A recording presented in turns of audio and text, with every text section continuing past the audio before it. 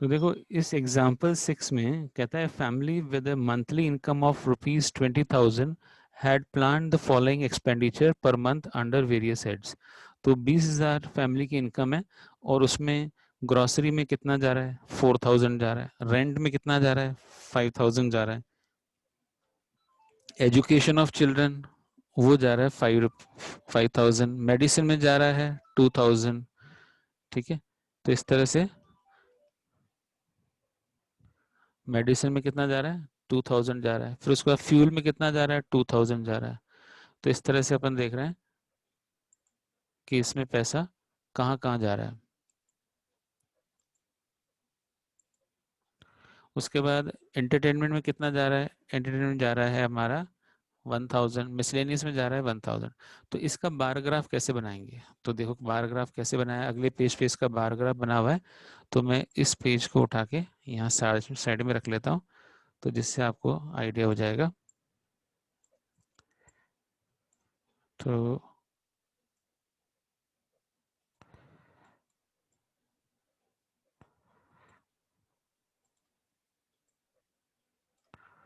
तो ये देखो, इसमें आपको बताया हुआ है कि ग्रोसरी के लिए कितनी हाइट बनाई है, देखो 4।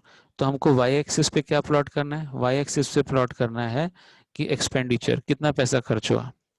ठीक है, और एक्स एक्सिस पे क्या प्लॉट करना है, एक्स एक्सिस पे प्लॉट करना है कि हेड्स क्या है, भाई कौन सा कितना में खर्च हुआ। परचून की दुकान यानी ग्रोसरी में हमारा 4,000 खर्च हुआ। रेंट में कितना खर्च हुआ, 5,000 खर्च हुआ। तो ये जो ग्रोसरी वाला ब्लॉक है, तो इसमें देखो यहाँ 0 से इसके बीच में 1 सेंटीमीटर। तो जो भी हमारे बार बनेंगे इसको बोलते हैं बार ग्राफ। तो बार ग्राफ में जो बार है उनमें डिफरेंस डिस्टेंस जो है बराबर बराबर का है। तो ये 1 सेंटीमीटर, ये 1 सेंटीमीटर गैप रखा है इसमें। और इसकी हाइट कितनी बनाई, 4, क्योंकि ये जो 1 2 3 4 ये स्केल क्या है कि 1 सेंटीमीटर इज इक्वल टू 1,000। तो इसका स्केल ये है। तो अपन यहाँ पे लिख सकते हैं कि 1 सेंटीमीटर किसके बराबर है, कि ये हमारा 1,000 के बराबर है। 1 सेंटीमीटर, ये वाई एक्सिस का बता रहा हूँ मैं, इज इक्वल टू ₹1,000। मेरी आवाज आ रही है सबको बच्चों? Yes sir. Yes sir. हाँ। अब देखो रेंट में कितना है, देखो ये लाइन बनाई है 4 के आसपास, देखो यहाँ 4,000। तो ऐसे ही रेंट का देखो क्या है, रेंट में हमारा जो ये ब्लॉक बना है इसकी हाइट रहेगी 5,000। उसके बाद एजुकेशन के लिए हाइट देखो वो भी 5,000, देखो यहाँ भी 5 लिखा हुआ है ना। तो ये जो रुपीज है वो थाउजेंड्स में है। उसके बाद मेडिसिन में कितना खर्च हो रहा है, मेडिसिन में हो रहा है 2,000। तो देखो इसकी हाइट कहाँ तक रखी है, 2 तक रखी है, 2 का मतलब 2,000। तो यहाँ पे हमने वाई एक्सिस पे क्या लिखा, एक्सपेंडिचर, और ब्रैकेट में लिख दिया कितने में है ये, इन 1,000 रुपीज। उसके बाद हमने फ्यूल में कितना खर्च किया, पेट्रोल या डीजल लग रहा है तो कितना लग रहा है, तो महीने का इसका 2,000 रुपीज लग रहा है। फिर उसके बाद एंटरटेनमेंट में कितना लगा, तो वो 1,000 रुपीज पर मंथ है। फिर मिसलेनियस में कितना लगा, मिसलेनियस में भी 1,000। तो ये सारे खर्चे हमने ब्लॉक डायग्राम, ये बार डायग्राम में देख लिए। इसके बाद हम आगे बढ़ेंगे, हिस्टोग्राम की बात समझेंगे। तो पिछली बार हमने ये देखा था कि मार्क्स कैसे कैसे आए थे, वेट्स कितने कैसे कैसे हैं। एक बार हमने पिछली बार एक्सरसाइज में दिखाऊं मैं आपको, तो ये वेट्स देखे थे, इतने सारे बच्चों के वेट हमने देखे थे। तो वो कंटिन्यूस डेटा नहीं था, तो हमने इसको कंटिन्यूस बनाया था। तो देखो 35.5 से, तो 30.5 से 35.5 इसके बीच में कितने बच्चों का वेट है, 9 बच्चों का वेट है। 35.5 से 45.5 तक ये 6 बच्चों का वेट है। तो ये डेटा कैसा है, कंटिन्यूस है, क्योंकि यहाँ 35.5 पे पहला ग्रुप खत्म हुआ, तो दूसरा जो क्लास है वो 35.5 से शुरू हुआ। तो इस तरह से हम देख रहे हैं कि ये कंटिन्यूस डेटा है। तो जब ये बार जो है जुड़ जाते हैं तो उसको हिस्टोग्राम बोलते हैं। तो चलो देखते हैं कि यहाँ पे नंबर ऑफ स्टूडेंट है और ये वेट है। तो वेट हम प्लॉट करेंगे एक्स एक्सिस पे और नंबर ऑफ स्टूडेंट प्लॉट करेंगे वाई एक्सिस पे। टोटल 36 स्टूडेंट्स हैं। तो देखते हैं कैसे प्लॉट होता है। तो देखो मैं इस को नीचे ले आता हूँ ताकि आपको पता लग जाए कि किसकी बात कर रहे हैं हम। तो ये तो हमारा क्वेश्चन हो गया, और इस तरफ राइट लेफ्ट साइड में हमारा आंसर है इसका। तो इसको थोड़ा सा बड़ा कर देते हैं, इसका बार ग्राफ बना हुआ है, देखो हिस्टोग्राम बना हुआ है, ये देखो। तो पहला ग्रुप क्या है, 35.5, 30.5 से 35.5। तो देखो क्योंकि ये 0 से शुरू नहीं हो रहा ना, तो 30.5 तो बहुत ही बड़ा नंबर है, 0 से बहुत दूर है। तो क्या करना चाहिए इसमें, इसमें हमें एक किंक बनाएंगे यहाँ पे, किंक बोलते हैं इसको, ये जो मैंने यहाँ बनाया है ना किंक है ये, यानी जब हम शुरू से शुरुआत नहीं करते तो यहाँ पे इस तरह का किंक बनाते हैं, इसको क्या बोलते हैं, किंक बोलते हैं, ठीक है। इसके बाद आगे बढ़ेंगे तो 30.5 से 35.5 9 बच्चे आ रहे हैं, तो इसकी हाइट देखो कितनी रखी है, 8 और 9 10 के बीच में रखी है। तो वाई एक्सिस पे हम प्लॉट कर रहे हैं नंबर ऑफ स्टूडेंट, और एक्स एक्सिस पे प्लॉट कर रहे हैं वेट इन केजी। तो देखो ये जो वेट है उनमें कंटिन्यूस है डेटा, 30.5 से 35.5, 35.5 से 40.5, 40.5 से 45.5, तो ये वाला डेटा कंटिन्यूस है। तो ये सारे जो बार्स हैं आपस में साथ साथ जुड़े हुए हैं, तो ऐसे में इसको क्या बोलेंगे, हिस्टोग्राम बोलेंगे इसको, ठीक है। तो हिस्टोग्राम आपस में क्या है, कनेक्टेड रहते हैं, थोड़ा जुड़े हुए होते हैं। तो पहले वाले की हाइट कितनी रखी, ऐसे कितने बच्चे हैं जो जिनका वेट जो है 30.5 से 35.5 के बीच में, तो ऐसे 9 बच्चे हैं। तो इसलिए हमने 30.5 से 35 के बीच में उसकी हाइट कितनी रखी है, 9 रखी है, देखो। तो 9 8 और 9 के बीच में आएगा, यहाँ पे 8 और 10 के बीच में। फिर 35.5 से 40.5, ये कितने बच्चों का आएगा अभी बताओ, 35.5 और 36 हाँ 6 बच्चे हैं, 35.5 से 40.5 में कितने बच्चे हैं जिनका वेट इसके बीच में, 6 बच्चे हैं, तो आपने इसकी हाइट कर दी 6। उसके बाद ऐसे कितने बच्चे हैं जिनका वेट 40.5 से 45.5 है, तो ऐसे 15 स्टूडेंट है, तो आपने इसकी हाइट जो है 15 रख दी, तो ये 14 और 16 के बीच में आ गया। इसके बाद आप कर रहे हैं 40.5 से 45.5 से 50.5, ऐसे कितने बच्चे जिनका वेट 45.5 से 50.5 के बीच में, तो ऐसे 3 बच्चे हैं। तो देखो इसकी हाइट कितनी रखी है यहाँ पे, ये हाइट है 3, जो 2 और 4 के बीच में। तो 50.5 से 55.5 उसमें हाइट कितनी आएगी, 1 आएगी, तो ये देखो हाइट 1 रखी है, ये 0 और 2 के बीच में। और यहाँ 55.5 से 60.5 उसमें हाइट कितनी रखी है, 2। तो इस तरफ एक्स एक्सिस पे हम वेट प्लॉट कर रहे हैं, ये वाला चीज जो है एक्स एक्सिस पे आएगा, और ये फ्रीक्वेंसी या फिर नंबर ऑफ स्टूडेंट वो वाई एक्सिस पे आएगा, ठीक है ना। और इसके बाद हम इसमें स्केल लिख सकते हैं, तो स्केल लिखवाओ कि एक्स एक्सिस की स्केल क्या है, कि यहाँ पे लिख रहे हैं स्केल, और इसमें एक्स एक्सिस पे स्केल कितना लिखेंगे बताओ, 1 सेंटीमीटर किसके बराबर है, अगर हम 35.5 और 30.5 माइनस करें तो क्या मिलेगा, 35.5 को 30.5 से माइनस करो तो 5 मिलेगा, तो यानी 1 सेंटीमीटर इज, और ये 5 क्या है, यूनिट क्या है 5 का, 5 तो वेट है ना, केजी में वेट है, तो 5 केजी लिखेंगे। ऐसे वाई एक्सिस पे क्या लिखोगे, वाई एक्सिस पे 1 सेंटीमीटर कितना हुआ भाई, 1 सेंटीमीटर सर हो 2। गया, हाँ। तो नंबर ऑफ स्टूडेंट कितने, 2 स्टूडेंट्स, आप लिखोगे 2 स्टूडेंट्स। इस तरह से हमने स्केल बना लिया। अब देखो ये जो डिफरेंस था ना, सब में 5 का डिफरेंस है, 30.5 35.5, तो इन सब में देखो डिफरेंस 5 का है, इक्वल डिफरेंस है। पर अब अगला क्वेश्चन जो देखेंगे ना उसमें क्या है, डिफरेंस कभी 10 होगा कभी 20 होगा, तो ऐसे क्वेश्चन को हम कैसे करेंगे वो हम समझना चाह रहे हैं। तो ये वाला क्वेश्चन हम देख रहे हैं जो आपके लेफ्ट साइड में दिख रहा है, तो ये रहा, इसको थोड़ा बड़ा कर देते हैं। पर ये जो डायग्राम बना हुआ है ये गलत बना हुआ है, इसको सही करना है, ठीक है। तो कैसे पता कि सही गलत है, तो देखते हैं अभी। सबसे पहले देखो ये पहला इंटरवल है, 20 में से 0 माइनस किया, तो ये क्या है, क्वेश्चन पढ़ लेते हैं। कहता है, a teacher wanted to analyse the performance of 2 section of students in mathematics, mathematics test of 100 mark, 100 mark का पेपर लिया है, और उसमें से 2 सेक्शन का परफॉर्मेंस एनालाइज कर रहे हैं। Looking at their frequency at their performances, she found that the few student got under 20 marks, कईयों के तो 20 से कम थे, and a few got 70 marks और अबव, कईयों के 70 से ज़्यादा थे। So she decided to group them into intervals of varying sizes as follows. तो ये पहला इंटरवल था 0 से 20, ठीक है, उसमें 0 से 20 मार्क्स लाने वाले कितने बच्चे थे, 7 स्टूडेंट्स थे। फिर 20 से 30 मार्क्स लाने वाले 10 स्टूडेंट्स थे। तो देखो ये 0 से 20 जो पहला ग्रुप है ना, वो 20 में से 0 माइनस करो, 20 का है ना विड्थ है, ये क्लास साइज कितना है इसका 20। पर जो अगला ग्रुप है 20 से 30, तो 30 में से 20 माइनस करेंगे, इसका जो क्लास विड्थ है वो कितना है 10, क्योंकि 30 में से 20 माइनस किया 10 आया। तो अगला 40 माइनस 30 वो भी 10, और ऐसे लास्ट में पता है क्या होगा, लास्ट वाला होगा 70 से 100, क्योंकि 100 मार्क्स का पेपर है। तो 70 से 100 यानी ये वाला इंटरवल कितना का हुआ, ये वाला इंटरवल हो जाएगा 30 मार्क्स का, जो लास्ट वाला है। पहला वाला 20 का, लास्ट वाला 30 का, और बाकी सब 10-10 मार्क के इंटरवल है। तो ऐसे में जब हम ग्राफ बनाते हैं तो थोड़ी सी दिक्कत आती है, मैं बताता हूँ आपको एक।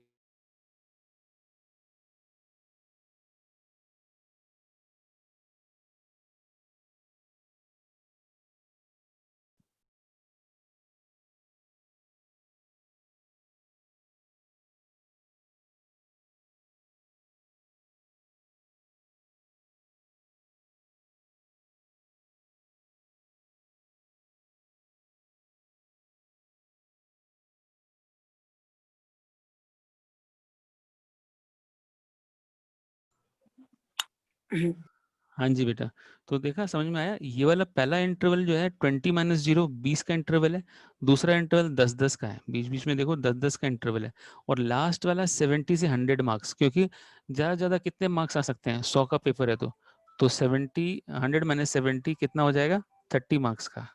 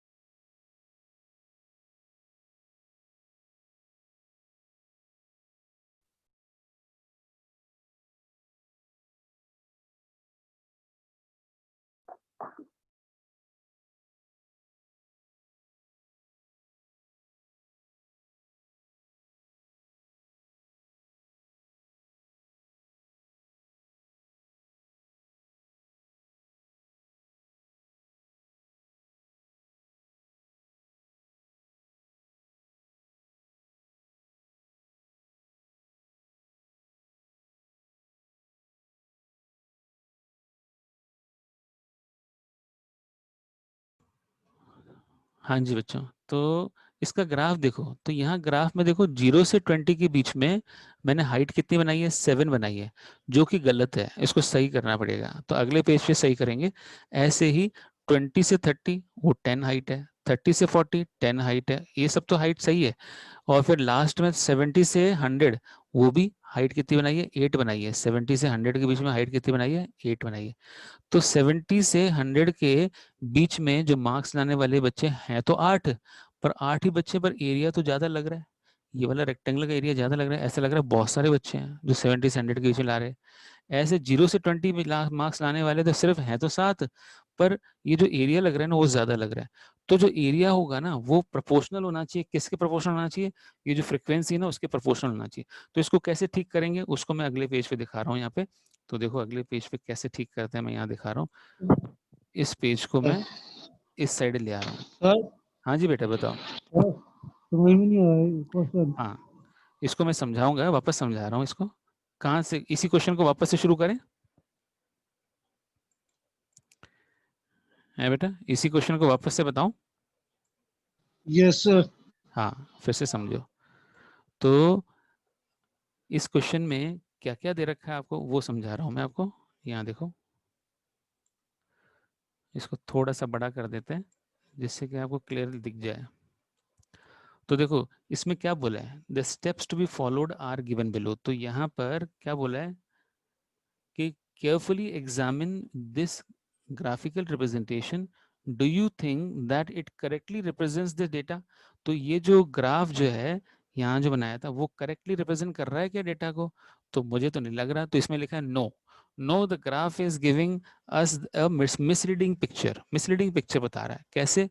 As we have mentioned earlier, the area of the rectangles are proportional to the frequency. तो रेक्टेंगल का एरिया किसके प्रोपोर्शनल होता है, फ्रीक्वेंसी के प्रोपोर्शनल होता है। तो वो बताया इसने। तो यहाँ पे इस बात को अंडरलाइन कर सकते हैं। क्या करना है कि areas of rectangle are proportional to the frequencies in a histogram, ये होना चाहिए, पर यहाँ पे ऐसा नहीं है। तो earlier this problem did not arise, क्योंकि पिछली बार जो पिछला क्वेश्चन किया ना उसमें सारे इंटरवल बराबर थे, सब में डिफरेंस बराबर था। पर यहाँ तो देखो पहले वाले सेकंड वाले इंटरवल में 10 का डिफरेंस है, दूसरे तीसरे वाले में 10 का डिफरेंस है, पर ऊपर वाले में 20 का डिफरेंस है, और आखिरी वाले में 30 का डिफरेंस है। तो सब में देखो 10-10 का है, बाकी पहले और आखिरी में बहुत ज्यादा फर्क है। तो इसलिए क्या हो रहा है, तो ये भी 10 का ही है, और आखिरी वाला जो है 30 का डिफरेंस है यहाँ पर, ठीक है ना। तो इसको सही कर देते हैं, तो ये भी 10 का डिफरेंस है। तो ये इस वजह से थोड़ी दिक्कत आ रही है, तो इसको फिर वापस से समझेंगे। यहाँ पे पढ़ रहा हूँ मैं, earlier this problem did not arise because the width of the rectangle were equal. पहले विड्थ ऑफ रेक्टेंगल इक्वल थे पिछले क्वेश्चन में, देखो ये पिछला क्वेश्चन है, इसमें डिफरेंस 5-5 का डिफरेंस था सब में, तो ये इसमें कोई प्रॉब्लम ऐसी नहीं आई। पर जहाँ पे डिफरेंस अलग अलग हो जाता है, कभी तो हम ले रहे हैं पहला इंटरवल 0 से 20 मार्क लाने वाले, तो ये फर्क कितना हुआ, 20 माइनस 0 तो 20 होता है, 20 होता है, तो इसमें 7 बचे आए, तो ये डिफरेंस 20 का है, ये 10 का है, ये 10 का है, तो इंटरवल का डिफरेंस हो गया ना। तो इसलिए ये जो ग्राफ है वो हमारा गलत बना है, तो इसको सही करना है, उसको सही कैसे करेंगे वो बता रहे हैं। तो कहते हैं earlier this problem did not arise because the width of the rectangle were equal, but here since the width of the rectangle are varying, क्योंकि यहाँ पे विड्थ ऑफ रेक्टेंगल बदल रही है, यहाँ पर चेंज हो रही है, वेरी कर रही है, the histogram above does not give correct picture, तो ये हिस्टोग्राम सही पिक्चर नहीं दे रहा है, तो क्या करें भाई। बट अब कहता है कि यहाँ लिखा है does not give a correct picture, for example it shows a greater frequency in the interval 70 to 100, तो 70 से 100 के बीच में ज्यादा फ्रिक्वेंसी दिखा रहा है, 60 से 70 के बीच में कम दिखा रहा है। देखो आप अगर देखोगे यहाँ पे 60 से 70 के बीच में 15 है, और 70 टू 100 के बीच में 8 है, तो आप देखो 60 से 70 कितना है, 15, तो 15 की हाइट तो बड़ी है, पर इस रेक्टेंगल का एरिया निकालोगे और इस रेक्टेंगल का एरिया निकालोगे ना, तो ये एरिया ज्यादा निकल के आएगा, ये कम आएगा, तो इसका मतलब कुछ गड़बड़ है, क्योंकि 15 वैसे तो ये ज्यादा होना चाहिए और ये कम होना चाहिए, तो हमें इसकी हाइट कम करनी पड़ेगी, वो हम देखेंगे कैसे करते हैं। तो यहाँ दिखा रहा है, कहता है so we need to make a certain modification in the length of the rectangle, तो लेंथ ऑफ रेक्टेंगल में मॉडिफिकेशन करनी पड़ेगी, so that the areas are again proportional to frequencies, तो होना क्या चाहिए, एरिया जो है रेक्टेंगल का प्रोपोर्शनल होना चाहिए फ्रीक्वेंसीज के, ठीक है। तो अब देखते हैं कैसे करते हैं। सिलेक्ट अ क्लास इंटरवल, कोई एक क्लास इंटरवल सिलेक्ट करो विद मिनिमम क्लास साइज, तो इन सब में मिनिमम क्लास साइज कौन सी है भाई, किसी में 20 है, किसी में 10 है, किसी में 30 है, तो मिनिमम क्लास साइज तो 10 है, तो हमने 10 वाली सिलेक्ट करी। Select A class interval with minimum class size, in example above the minimum class size is 10, तो 10 की क्लास साइज मिनिमम है। तो अब देखो क्या कर रहे हैं, कहते हैं the length of the rectangle are then modified, तो इनकी जो लेंथ है ना, ये पहले वाले की और आखिरी वाले की, सबकी लेंथ को मॉडिफाई करेंगे, और कैसे मॉडिफाई करेंगे वो बता रहा है। तो length of the rectangle are then modified to be proportional to the class size, तो क्लास साइज जो हमारी सबसे मिनिमम क्लास साइज थी उसके अकॉर्डिंग उसकी हाइट रखेंगे। कैसे होगा, आपको यूनिटरी मेथड सबको आता है, तो वो अप्लाई करेंगे। तो कहता है क्लास साइज जब 20 है, तो लेंथ ऑफ द रेक्टेंगल कितनी है, 7 है, आपको यहाँ दिखाया हुआ है। क्लास साइज अगर 20 है तो लेंथ ऑफ रेक्टेंगल 7 है, तो क्लास साइज अगर 10 हो जाए तो फिर फ्रीक्वेंसी कितनी हो जाएगी, तो यूनिटरी मेथड लगा रहे हैं।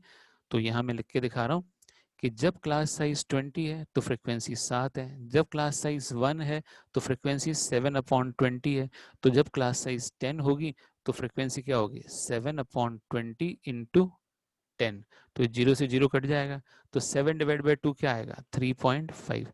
तो देखो जो पहला वाला इंटरवल है ना, उसकी हाइट हमने सही कर दी, जिसमें मैंने टिक किया है ना, तो इस तरह से यूनिटरी मेथड से किया है। तो अगर इंटरवल का साइज 20 है तो फिर हमारी फ्रीक्वेंसी 7 है, तो अगर हमारा इंटरवल का साइज 1 होगा तो फिर 7/20, और इंटरवल का साइज 10 होगा तो 7/20 इंटू 10, यानी 3.5 हाइट होनी चाहिए। तो देखो यहाँ पे तो हमने हाइट 7 बनाई थी, ये गलत है, तो अगले वाली डायग्राम में हम उसकी हाइट 7 की जगह 3.5 बना देंगे। तो देखो ये वाले डायग्राम में हमने इसकी हाइट कितनी बनाई है, 3.5 बनाई है। ये देखो 2 और 4 के बीचों बीच तो 3 आता है, और 3 और 4 के बीच में क्या आता है, 3.5 आता है। तो मैं यहाँ पे 3 मार्क करके दिखा रहा हूँ आपको, 3 का लगभग यहाँ होगा, और 3 और 4 के बीच में 3.5 आ गया। ये बात सबको समझ में आई कि नहीं आई, कैसे हो गया 3.5। पहले वाले डायग्राम में हाइट 7 रखी थी, और अब हमने डायग्राम में हाइट क्या रखी है, 3.5, ठीक है। अब बाकी सब में क्या होगा, जैसे ये इंटरवल 10 का है, 30 - 20 10 का है, तो फ्रीक्वेंसी तो 10 है, विड्थ भी 10 है, तो इसको यूनिटरी मेथड से करेंगे तो यही आंसर आएगा। कैसे, तो उसके लिए मैं करूंगा इस तरह से कि जब हमारा जो है क्लास विड्थ 10 है, नीचे लिख रहा हूं मैं, जब क्लास विड्थ 10 है तो फ्रीक्वेंसी 10 है। तो जब क्लास विड्थ 1 होगी तो फ्रीक्वेंसी क्या होगी, 10/10 होगी। तो जब क्लास विड्थ 10 होगी तो फिर हमारा फ्रीक्वेंसी क्या होगी, तो पता लगाना है 10/10 इंटू 10, तो एक 10 कट जाएगा तो आंसर फिर से 10 आएगा। तो जिनका क्लास साइज 10 है उनमें कोई फर्क नहीं आने वाला, तो इन सब का क्लास साइज तो 10 ही है, तो इनके आंसर में कोई फर्क नहीं पड़ेगा। आंसर के फर्क पड़ेगा पहले वाले में और आखिरी वाले में, क्योंकि उनकी क्लास साइज यहाँ पे 20 है और यहाँ पे 30 है। तो देखो अब आखिरी वाला देख रहे हैं, तो इन सब में कोई फर्क नहीं पड़ा, यहाँ पे फ्रीक्वेंसी 10, यहाँ पे 10, ये 10, ये 10, ये 20, ये 20, ये 20, ये 20, ये 15, ये 15। कैसे आया, ये जैसे पहला करके दिखाया था वैसे ही। तो जैसे मैं आपको 40 से 50 वाला करके दिखा रहा हूँ, तो 40 से 50 में विड्थ कितनी है इंटरवल की, 10 है, और फ्रीक्वेंसी कितनी है, 20 है। तो मैं वापस यूनिटरी मेथड नीचे लिखे दिखा रहा हूँ कि जब हमारा क्लास विड्थ 10 है तो फ्रीक्वेंसी है 20, तो जब क्लास विड्थ 1 है तो फ्रीक्वेंसी होगी 20/10, तो जब क्लास विड्थ 10 होगी तो क्या होगी 20/10 इंटू 10, तो 10 से 10 कट गया। तो सर ये करने की जरूरत क्या थी, भाई हम तो यहाँ पे मान के चल रहे हैं कि सबसे मिनिमम क्लास विड्थ लेनी है, तो इन सब की क्लास विड्थ मिनिमम है, इन सारों की क्लास विड्थ मिनिमम है, इसलिए इसका आंसर सबका सेम आ रहा है। बस फर्क आएगा पहली वाली में और आखिरी वाली में, क्योंकि इसकी क्लास विड्थ तो 20 और इसकी क्लास विड्थ 30 है। तो सर आखिरी वाला कैसे करेंगे, तो चलो आखिरी वाला देखें। आखिरी वाले में क्लास साइज कितनी है, क्लास साइज है 30। कैसे पता सर, 100 में से 70 माइनस करो तो क्या मिलेगा, 100 में से 70 माइनस करेंगे क्या मिलेगा, बताओ भाई, 100 माइनस 70 क्या होता है, 30 आएगा ना, 100 माइनस 70 30। हाँ, तो जब 30 क्लास साइज है तब हमारी फ्रीक्वेंसी 8 है, तो जब हमारी विड्थ हमारी 1 होगी तो क्लास साइज फ्रीक्वेंसी कितनी होगी, 8/30 होगी। तो जब हमारी क्लास विड्थ 10 होगी तो हमारी फ्रीक्वेंसी क्या होगी, 8/30 इंटू 10, तो 0 से 0 कट गया, तो 8/3, 8/3 कितना होता है, 3 2 6, और फिर 2 बचा, तो 3 6 18, और 3 6 18 2.6 बार आ गया, 2.66 चलता जाएगा, तो हमने 2.666 की जगह 2.67 कर दिया, राउंड ऑफ कर दिया। तो वैसे तो हम ग्राफ पे 2.6 ही प्लॉट कर पाएंगे, 2.6 और 2.7 के बीच में। तो देखो पहले हाइट रख रहे थे हम 8 और अब हमें हाइट रखनी पड़ रही है 2.67। तो पुराना डायग्राम दिखा रहा हूँ मैं आपको ऊपर, तो इसमें हाइट देखो कहाँ रखी थी, ये देखो ये हाइट कितनी है, ये 8 के सामने जा रही है, ये देखो 8 के सामने।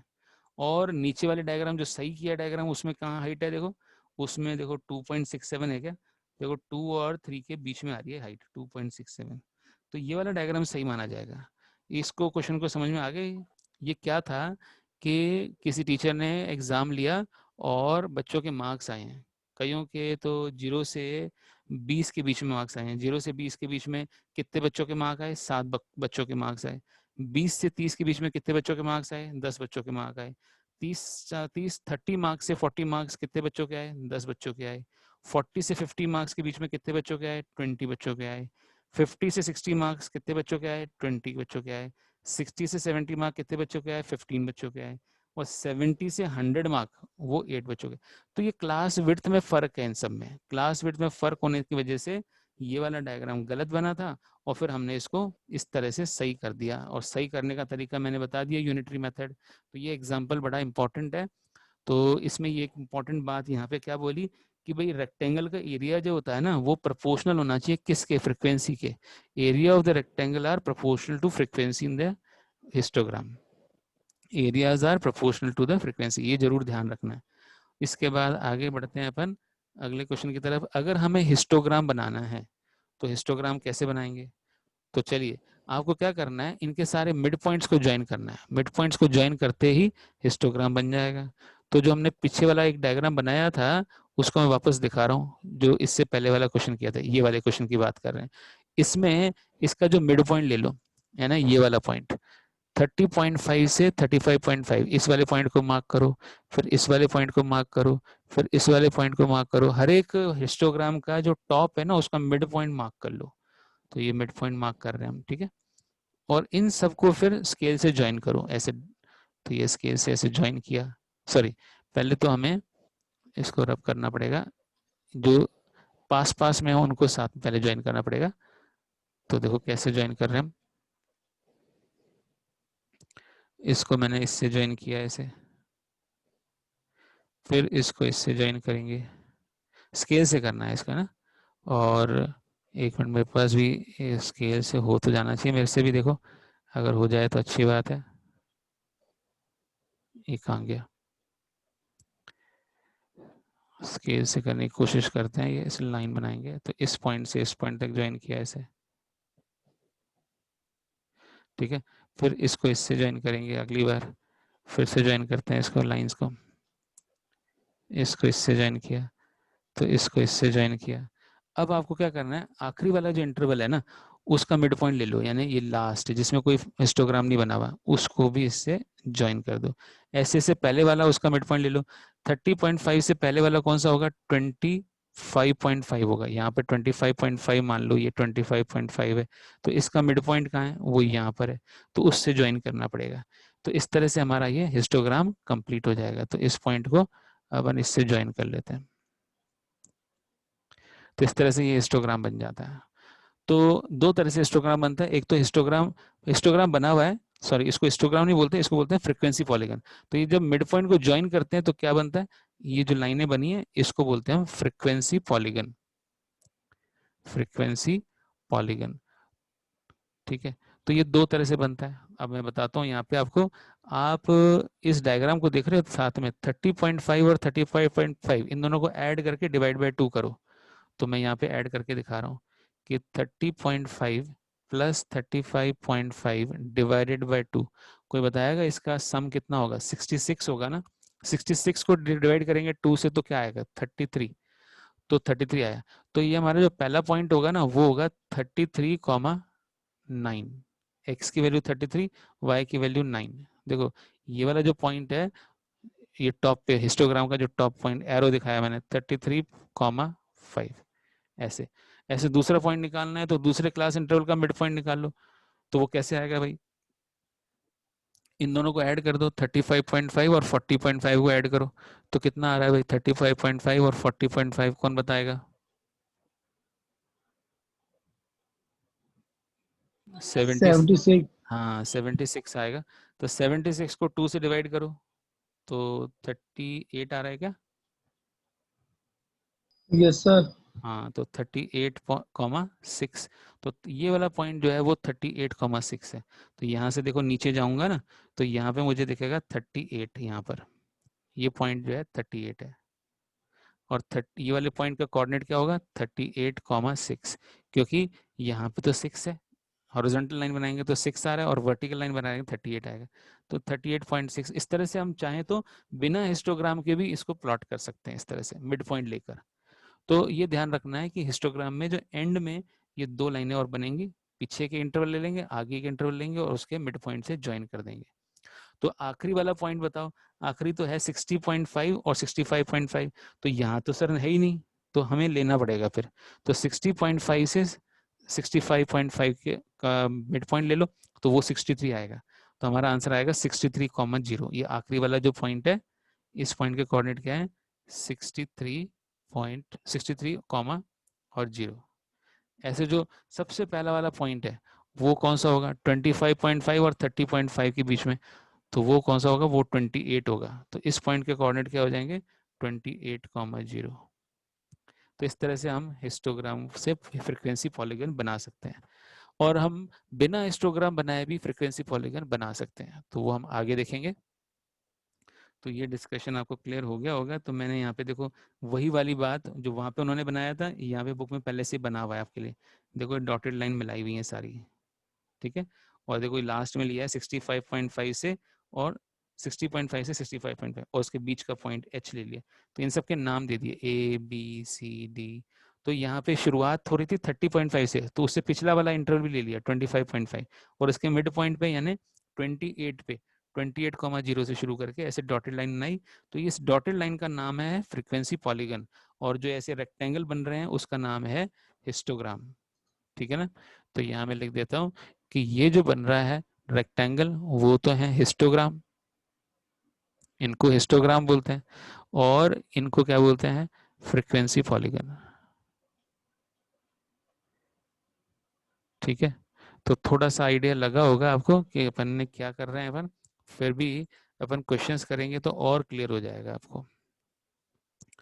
तो इसी तरह से एक और भी एग्जांपल दिए हुए हैं इसमें। अब थोड़ा सा इसमें मैं बताऊं आपको कि क्लास मार्क कैसे निकालते हैं। क्लास मार्क का मतलब जो अपर क्लास लिमिट और लोअर क्लास लिमिट का बीच का पॉइंट है उसको क्लास मार्क बोलते हैं। जैसे अब ये तो लोअर क्लास है, 140 लोअर क्लास लिमिट है, 150 अपर क्लास लिमिट है, दोनों को ऐड करके बीच डिवाइड कर दो 2 से, तो upper limit plus lower limit upon 2 उसको बोलते हैं क्लास मार्क। ठीक है, तो ये रहा, जैसे 150 प्लस 140 अपॉन 2 तो 290 अपॉन 2 145। तो ये किस लिए काम आएगा कि भाई 145, ये जब हम फ्रिक्वेंसी पॉलीगन बनाएंगे तो 145,5 ये प्लॉट जब करेंगे तो उसमें काम आएगा। तो हमें मानो हिस्टोग्राम नहीं बनाना, डायरेक्ट फ्रिक्वेंसी टेबल बनाना है, फ्रिक्वेंसी पॉलीगन बनाना है, तो उसमें ये काम आएगा। देखो यहाँ पे क्वेश्चन पढ़ रहे हैं, in a city the weekly observation made in a study on the cost of living index are given in the following table. तो कॉस्ट ऑफ लिविंग इंडेक्स यानी हर हफ्ते कितना खर्च होना है, तो 140 से 150 है ना। Number of weeks 5, the weekly observation made in study two on the cost of living index are the following table. तो ये बताया। तो अब इसका है ना हमने मिड पॉइंट ले लिया, तो 145,5 इसको प्लॉट करेंगे। फिर अगले वाले का क्या आएगा, कोई बताएगा? 150 से 160 के बीच में कौन सा मिड पॉइंट आएगा? 155, 10। अगले वाले को कौन बताए? हाँ अगला वाला बताओ। 65 हाँ 165, 20। अगला वाला बताओ 170, 9। उसके बाद 185, 6 और उसके लास्ट में आएगा 190.2। हाँ तो देखो अब इसको प्लॉट करते दिखाएंगे। अब है ना हिस्टोग्राम नहीं बना रहे, अब डायरेक्ट, क्योंकि क्या बोला है देखो क्वेश्चन में नीचे लिखा हुआ है, draw the frequency polygon for the data above without construction of histogram. तो देखते हैं कहाँ बनाया है इसने। देखो ये बनाया है इसने, कहीं हिस्टोग्राम दिख रहा है इसमें? इसको ऊपर लाता हूँ ताकि आपको ये साफ साफ दिख जाए। इसके साथ में रख देंगे तो साफ दिखेगा आपको।